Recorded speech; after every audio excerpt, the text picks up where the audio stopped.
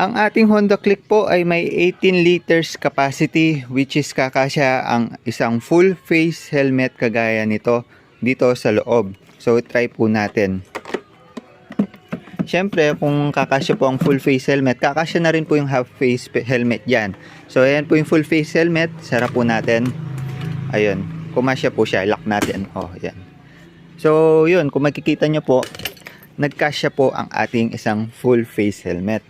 Pero ang tanong, porke ba nagkasya ang isang full face helmet? Yan na lang ba ang kailangan nating ikabit sa ating compartment?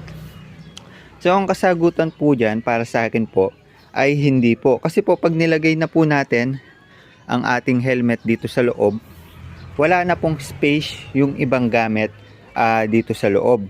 Wala na po silang paglalagyan.